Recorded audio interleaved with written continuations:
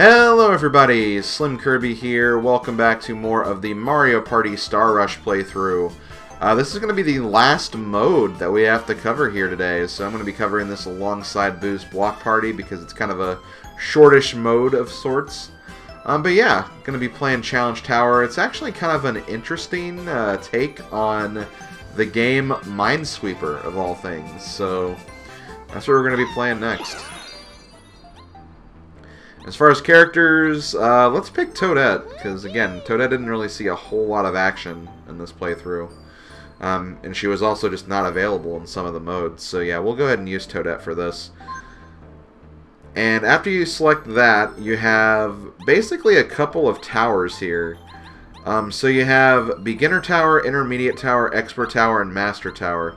Now, as you can see, there's a pretty big jump between Master and Expert, so for this video, I'm just going to do Expert Tower, but I wouldn't say there's really much different. Like, really the difficulty is just in how long it is, not really in how tough it is. Because it's basically a logic puzzle. You just kind of have to figure things out as you're climbing this tower. And, you know, there's not really any, like, impossible situations or close to impossible situations. It's just a matter of just kind of looking at what you have in front of you and trying to figure it out. So I'm just going to do Expert Tower because, you know, 70 floors should be enough for like one video. And I guess I'll go ahead and look at the rules as well, just to kind of show what exactly we're working with here. Honestly, I could probably do a better job of explaining. Welcome to Challenge Tower. Climb to the top if you dare. So basically, climb the tower with the directional pad, one space at a time, but beware of the amps. They're hiding all around. Try to avoid them as you climb. You can't pass through spaces with this icon. Find another way up. A blue space means there are no amps around it, so it's safe to proceed.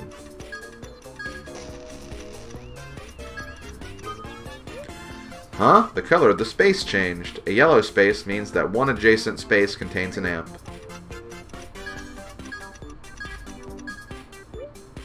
Those three spaces around that yellow space are blue, so where's the amp? Just this once, I'll go ahead and show you that nasty amp. See? An amp was right there. If you move onto a space with that amp, you'll get shocked and fall off. Yikes. No one wants that, so make sure you plan your moves carefully. Watch out, that space just turned red. A red space means 2 amps are hiding in adjacent spaces. The space below and the one to the left are blue, so the amps must be there.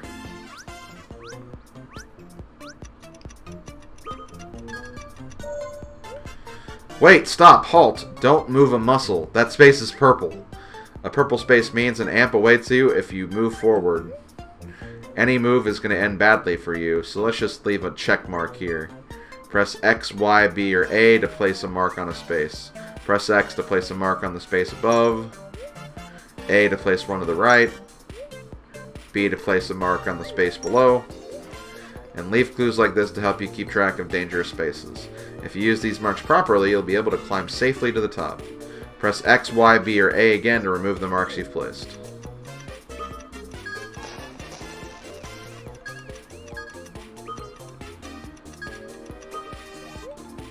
Oh, and one more thing. What if you come across 2 yellow spaces in a row? It's a real problem. Well, worry not. There's a secret to finding out where those amps are hiding. You'll never find 2 amps in spaces right next to each other. It's true. 2 amps can't be next to each other, but yellow means one's nearby, so that means it must be here. The space above is safe, so let's move there. Oh, one last thing. During your climb, there may be times when you fall. Happens to the best of us. If you fall, you can try tapping the amiibo of a character from this game. By doing that, you can start again from the same place you fell. Tagged a friend. And yeah, you basically continue. After using an amiibo, it'll be worn out. Give it a full day before using it again. That means you'll want to think carefully about when and where to use them. Well, that's that. Hopefully you have a good grasp of the challenge tower now. So, less jabbering and more climbing. Go on, I want to see how far you make it. We're not going to do that. I think you guys got the gist of what you have to do for this, so we're going to go ahead and jump right in. And yeah, that's basically what this is. Like, if you've played a lot of Minesweeper, this is going to be easy peasy. It gave you all the rules to the point where you could figure this out, so it's really not that hard, all things considering. Climb a tower while avoiding all those pesky amps. Let's do this. So let's go ahead and get this started here. Basically what I like to do is I like to kind of go around the first square first, mark all of the spaces that are dangerous, and from that point on then we can start climbing. So let's start climbing here. So we know there's one to the right, so these two spaces are safe. This one has two, which means that one's there, that one means that one's there, so this is safe. Space below us is the dangerous one, so let's keep climbing as much as we can. Can't progress, so let's go over here. One space here. So this space is safe. This space is safe. But I can't figure this one out anymore, so now we gotta go kind of a different way, see if we can find out where the next stuff is hiding. Okay, that's dangerous. Well, that actually gave us some insight on that other space, though, so we can go back up here. We may not be able to find out everything, but we can definitely find out some things. So now we know by default this one is bad, and we can actually move these other two spaces now. Which we still don't really want to do, but using the logic that it was given to us before, amps cannot be in two adjacent spaces, so this space is actually safe. And that means process of elimination. This one is not safe, and this one is. Okay, we're good there. We can move here. We can move here. And yay, we made it to the next tower. Now, you won't actually have to, like, climb back down towers. In fact, you actually can't. So, just, yeah, once you make it to the next level, just kind of restart your progress and figure the next thing out. That's really all you gotta do. Okay, and because of the process of elimination here, this one's not safe. But these other two are.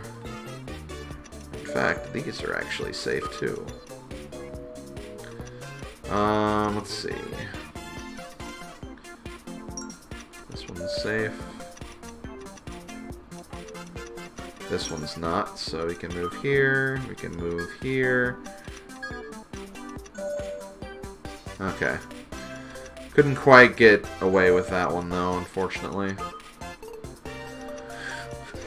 Okay, so it looks like we're going to be also moving back down. Also, if squares have X's on them, that doesn't necessarily mean, like, there's an amp there. So, like, for this, for example, just because there's two X's adjacent to the three squares, or two of the squares here, doesn't mean that those spaces are safe, because it doesn't count the X's as amps when you're actually doing the climbing.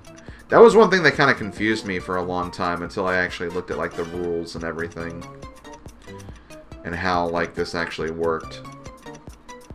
Because for a large part, I thought there was, like, randomness involved to the point where it's like Minesweeper, for example, but actually not. The game is honestly pretty fair with giving you all the rules, so you know exactly how you're supposed to climb this tower. Okay, so these two are fine. Okay, these two are bad. This one's fine. Hello. Which means that one's bad.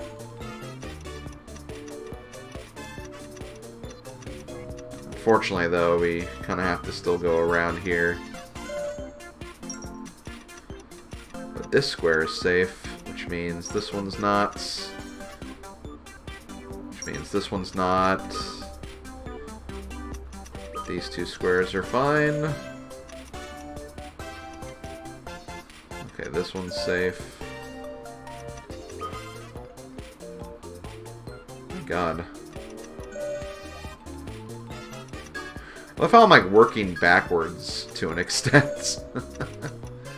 It's interesting. Okay, so this is not safe, which means this is, and we made it. Awesome. Okay.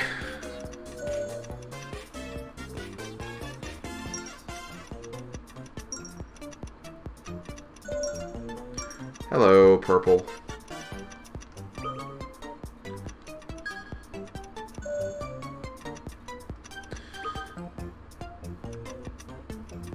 I have dreams about just finding one straight magical path up to the top. To the point where I don't have to worry about marking anything, but highly unlikely for that to happen. So this space is bad. Oh.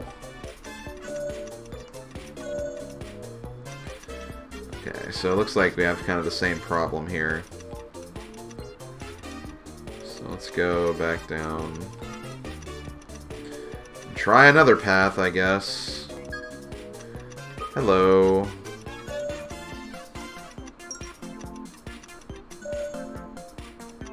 Perfect. Both of these are...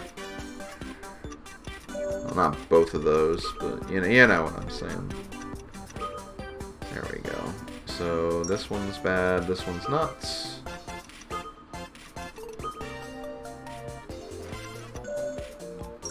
Hello.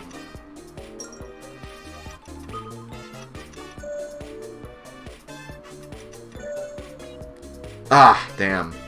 I was hoping to get all the way up there. Well, see, the thing is, actually, this is fine because this is safe. The reason is because these two, and they can't be adjacent, so that's safe. It actually was a kind of a quick floor. Quicker than the last few, definitely. And I think, if I'm not mistaken, if you have a check mark on a square, you actually can't move on that square. Yeah, so... You get, it's definitely good to leave check marks. Just so you don't, like, accidentally, like, move up too far, which can definitely happen.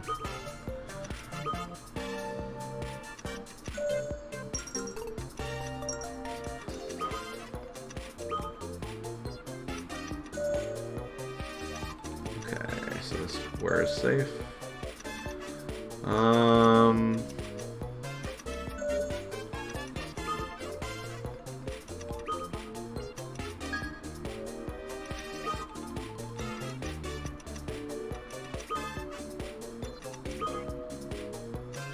Let's see.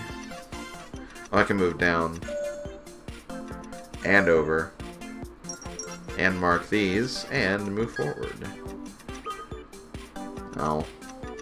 For a minute I thought I was onto something, which I guess I kind of am. But you can probably tell that, like, in future stages, like, you definitely have to go back. Like, you make a lot of progress on one side just to find yourself climbing all the way back down because the solution was somewhere else. That happens a lot in this mode, believe it or not. Okay, so we're more than halfway done with the tower.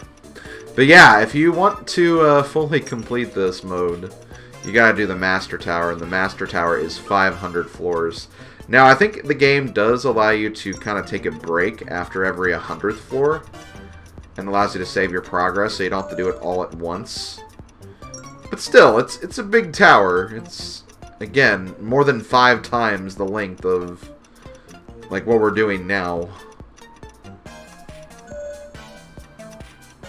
It's kind of one of those things where I've done it once, I'll never do it again type of scenarios, because why would I?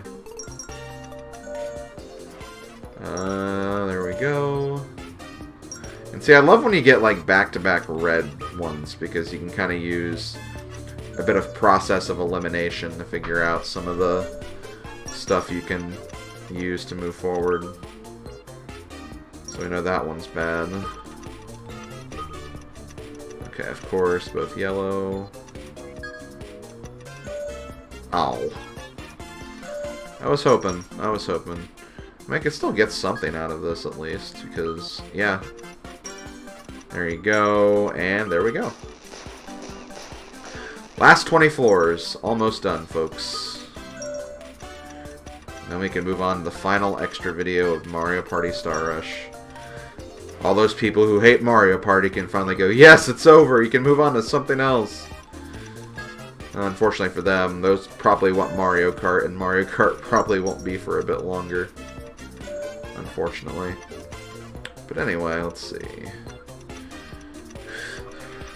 Okay. Boom. Wait, no. Oh, hold on. Never mind. I was like, wait a minute. I already have a marking there.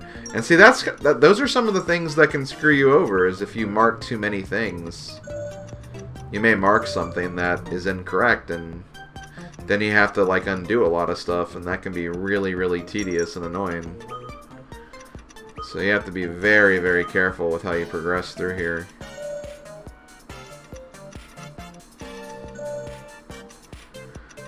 But I will say, it was definitely a lot of fun, like, figuring out this mode and how it worked when I finally got into it a bit more.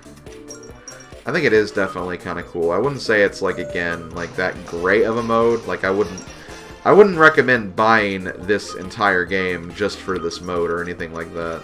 But, you know, I love Minesweeper. I love kind of like those logic type of games, so stuff of this nature, like, I can have a lot of fun with.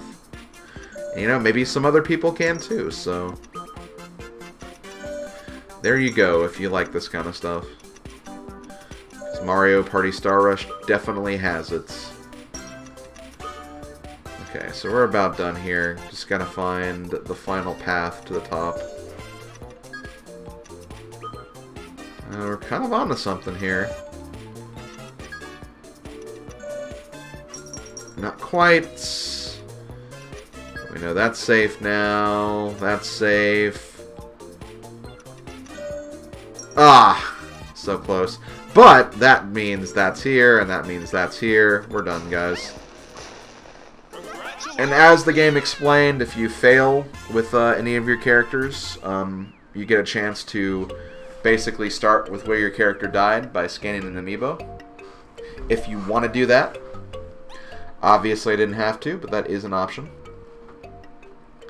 And yeah, that's going to do it for Challenge Tower. So, with that, folks, that's all the modes for Mario Party Star Rush. All we have left is the minigames.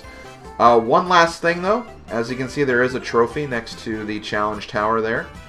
That trophy is actually what you get if you clear the Master Tower. Now, that actually kind of rose a couple of questions for me. Are there trophies for every single mode? Because that's the only one where I have, like, a trophy of some kind. I don't think there are. I think that's just there to be there. But, yeah, that's pretty much Challenge Tower in a nutshell. Again, it's Minesweeper. That's pretty much what it is. If you like that kind of stuff, you might get some enjoyment out of this. But, you know, it's obviously not the main highlighted mode. But it's kind of cool for what it is, I guess.